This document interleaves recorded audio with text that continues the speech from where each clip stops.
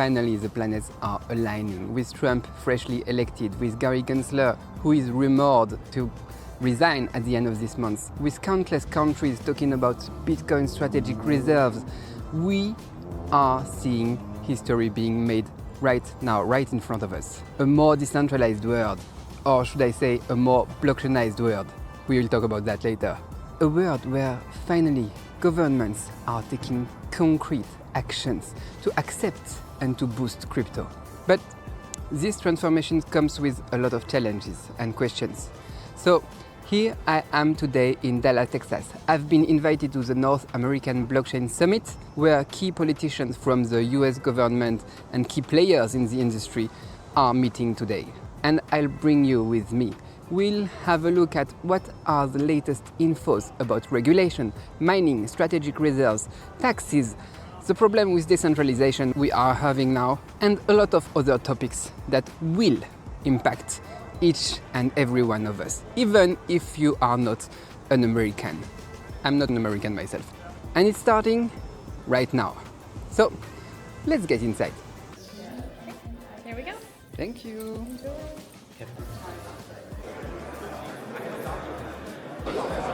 Okay, so I had a quick look at the schedule and did a little tour of the exhibitors booth, and there are quite a few things to talk about today. So for this first day we're going to talk about artificial intelligence, mining and Trump. So first, when we speak about AI, the first thing that I found quite disappointing at the Binance Blockchain Week in Dubai is that everything just goes one way. They are using a lot of stuff, deep in projects and stuff like that to promote, to help the development of AI. But the AI is not doing a lot for blockchain technology. So yeah, that's the first problem. And the second problem is the distinction between, blockchain AI and DAI, like decentralized AI. I want to find some projects that are truly decentralized and not just blockchainized, as I said in the introduction. So yeah, we have to make the distinction. And maybe I've found a good project here, so I will go to the keynote just after. It's called Angel AI. It seems to be a fully decentralized AI that you can control yourself. So yeah, we'll check that. But I just want to remind you that this distinction is very important, because what I want to see is like something that is really democratized, like accessible for everyone. Let's go see the keynote of Angel AI and we'll see. Yes, this is something that the industry, frankly, has waited for a long time. This is a hugely positive change in the right direction. Okay, that was quite a great speech. I like the part where they say that everything is tokenized and, the people you interact with, they don't know anything about you. They just have the token.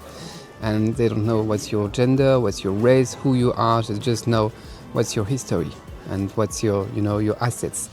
And yeah, it's totally transparent. So I don't know. I know it's decentralized. I understand that they have their own blockchain, but I don't know how they proceed to store all the files. And I don't know about the safety. It was a great speech. Anyway, to the next topic now, mining. We have some Bitcoin mine loads that are over 500 megawatts, first of all. So that's a large load. For comparison, the city of Lubbock is about 600 megawatts. So we see big single mines that are as big as a 300,000 person city. But the price sensitivity. Okay, I've gone outside because it's really noisy inside and I'm not sure if you can hear me well, and it's quite important what I have to share to you right now, because I've been surprised. When I came here, I thought we were going to talk about regulation, about law, control, and a little bit of energy maybe, yes, and a little bit of mining. But it's crazy how Texas is working, especially on this mining part. Texas, they call that the Lone Star State.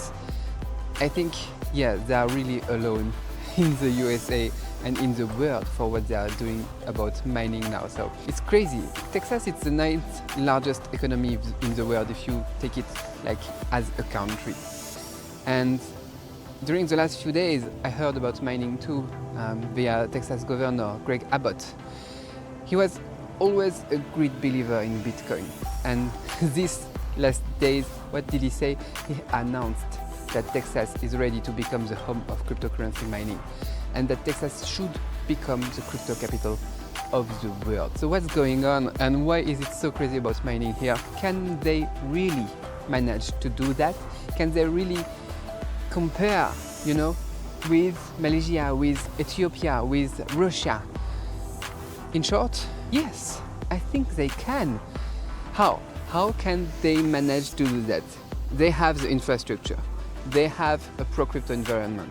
They have a lot of clean energy in West Texas, like wind farms. Better, they can use solar panels that are producing an excess of electricity like every day. It was Rachel Silverstein from Bitfarms that said that there is a lot of places where they have an excess of electricity from solar panels from 9 to 14, and this is just lost.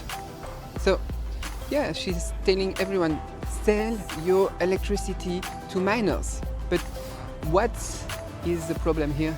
People don't know. They don't know they can sell this electricity. They don't know they can do something with this excess. We are very early. Everyone should have a decentralized wallet. And so some of the celebrities here that we're interacting with and working with, they see the vision. These are mainstream celebrities. They're part of our vision and our mission to deliver all Americans, and basically the whole world. Better like that? Okay, the sun was bothering me. So yeah, they don't know about this opportunity and they don't know that they don't know. That's the worst part.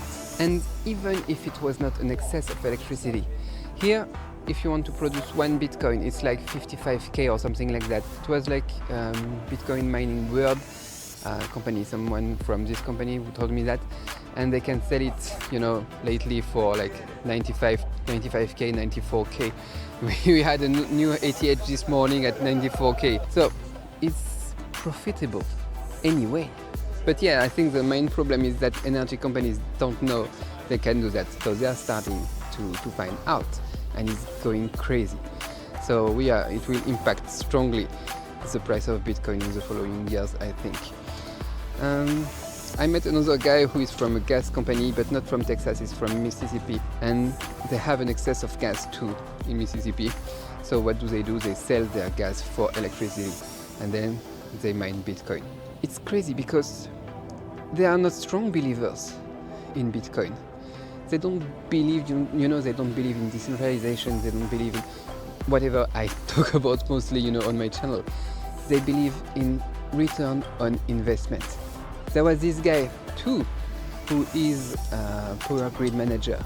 And at first he didn't believe in Bitcoin either. So now he's starting to have some, faith in this technology and in the concept of decentralization and stuff like that. But at first, yeah, it was just for profit. And it's just the beginning. So I think we will see more and more of that. And I like the idea of having clean energy, like wind farms, solar energy, excess energy, stuff like that, because, when we had the ban in China, I was living in China before, and we had a ban in China. What was the problem? The energy came from coal, and it was really bad for the environment, and Bitcoin had some bad press along the years, because a lot of people were criticizing it just because of this environmental problem. But now it's the contrary. You can have clean energy, you can have excess energy, you can be more efficient and more clean and produce Bitcoin at the same time.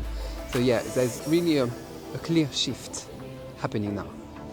So yeah, Texas seems to really be a good place to mine Bitcoin. The cost of electricity is not as cheap, as Malaysia, Indonesia, Thailand, stuff like that. But the government is helping, and everything is here just to make it work in the long term. That's the most important point, I think. It's stable here, and it will keep this way. At first I was a little bit worried about the weather because it's quite hot. Here it's November now and it's still quite hot. But there are companies that have this problem, this matter in hands too, like what they're called, the ones I saw today, Gigabox? Yeah, Gigabox Hydro. They have systems in place, they have solutions, and they are implementing them right now, that's the point. So yeah, they just have everything. I know Ethiopia can be interesting for most people, or Malaysia, or countries like that, but they are not very stable. Not stable politically speaking, not stable with the electricity infrastructures, like the stability of the voltage and stuff like that. Some people are stealing electricity. Some mining farms are not even legal over there.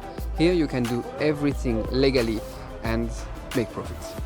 So yeah, it's a surprise. I wasn't expecting that here in the US to have so much mining companies, and I'll go check with Bitcoin mining world what's the price and what's the ROI these days.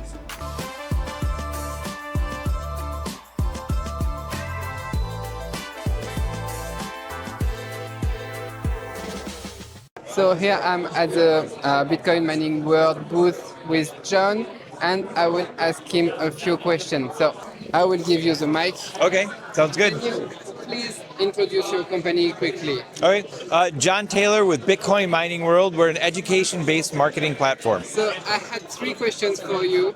The first one is, what about the ROI? What's the cost of producing 1 Bitcoin in the US? So right now, the average price is $55,000. And in the US, it's a hard question to answer because the cost of electricity varies greatly throughout the country. In California, it's 3 times as much as it is in Texas. And so there's a lot of factors that go into it. But if you're making Bitcoin in Texas, it's going to be around $55,000. And another question I have that is very important for me is the bureaucracy. How is it in the US? Because in Western countries, usually bureaucracy is quite heavy. Yeah, so depending on where you are, there's places like New York and California where it's heavily regulated, and if you want to get into the Bitcoin mining business, there's a lot of resistance, there's a lot of regulation and permits that you have that really deters you from getting into it. But if you go into more Bitcoin-friendly states like Texas, Missouri, Oklahoma, there's a lot of opportunities throughout that region to really get into the business and avoid all of that bureaucracy. And what's the difference between all the regions, all the states? Because we have Greg Abbott, who in the last few days said that he wants to make Texas the crypto capital of the world. But is it really the best place here? Well, yes, because this is one of the energy capitals of the entire world. There's more oil in Midland, Texas than any place in the world, if you ask somebody from Midland, Texas. So there is a lot of opportunity with wind, solar, and of course the gas and oil. Yeah. And there's a lot of stranded gas, flare gas. One of our partners, Verde Mining, they just take all of the stranded gas and all the flare gas that's wasted, or they're paying carbon tax on it, converting it into a usable product that can be used in a generator, and then creating the Bitcoin out of it. So I think that there's enough different types of energy in this region to make it the capital of the world. And how do you see the mining segment, the mining market in the next few years? The mining market is going to evolve because with the next halving, the next epoch that we go into, it's going to change the dynamic of how you can make money in this business. I don't have a crystal ball, and I don't know which way it's going to go, but I think it'll dynamically shift in one direction or the other. And so I think that there's through that time, there'll be people exploring different ways that they can use nodes to capture data and to make money that way. And there'll also be transactionals that will further give opportunity to make Bitcoin profitable. When I think about the future, I think about what if China wakes up? Could that impact you? Could that impact Bitcoin mining? I think that the Bitcoin mining is decentralized enough where it can't be, and we're still China's biggest customer, so they'd have to make us not their biggest customer in order to do that. And I think the economics of that, they've already decided that it's not worth it. Thank you, John. Okay. And I finished this part of this video at the hotel because I met some people from Fidelity at the bar and some people from EDG too, just after the last keynote, and they invited me to dinner. Very nice people. So I couldn't record what I wanted to say about Trump and Pompeo. That's why we'll do that just here, just now, just between you and I. And it's calm here. And I can even add some insights to that because we discussed his policies at the dinner too. So I want to talk about Senator Loomis. She wasn't there today, but everyone was talking about her. She made a proposal that the United States buy up to 1 million BTCs over 5 years, 1 million, as a strategic reserve. This strategic reserve is looking more and more like our future reality. She says it's because of the debt. I'm not sure it will solve the debt problem, but it could certainly help. On my end, I see here more a way to protect the US dollar. And I understand that, it makes sense. But whatever the reason is, really, 1 million Bitcoin is about 8% of the total available Bitcoin supply. And that would create a global race to accumulate Bitcoin. A lot of countries would follow suit. Prices would skyrocket, and individuals like you and me would find it harder and harder to get our hands on them. But if you have some already, and for the whole crypto market, it will be insane price-wise. Of course, it's price-wise. If you talk about the vision Satoshi Nakamoto had for the world, that's another story, of course, but if you are in it for the money, I get a little bit emotional and sad, to see these decentralized infrastructures serve centralized AIs, like I said earlier. I'm a bit sad too when I see what's happening to the decentralization ideas and concepts with the US financial markets. But my sadness about a world that is more and more blockchainized and not more and more decentralized, that's something for another day. Because Trump, he doesn't care about that either. He wants to make America great again. That's what he promises. So what will he do then? And what are the recommendations of the lobbyists that come and go, see him at Mar-a-Lago? I noted 3 key points today. First, the energy dominance. He wants to have a surplus in the United States. China and Russia are on an energy deficit, and he likes that. Before it was oil and natural gas. Now it's still the same, but the spectrum is just bigger. Controlling the energy is the key for him. Whether it's for blockchain, for AI, or for anything, he wants to keep this dominance. Second point, it was not directly about crypto at first. Pompeo said that President Trump doesn't want the kids to go to war. I like that, but he cannot have a great America, a strong America, while not going to war if he hasn't something else, to counterbalance this power here. So he needs more economical power. And here, Pompeo talked about China again and the dependency to the US for the exports. I think we will see what we saw 8 years ago, again.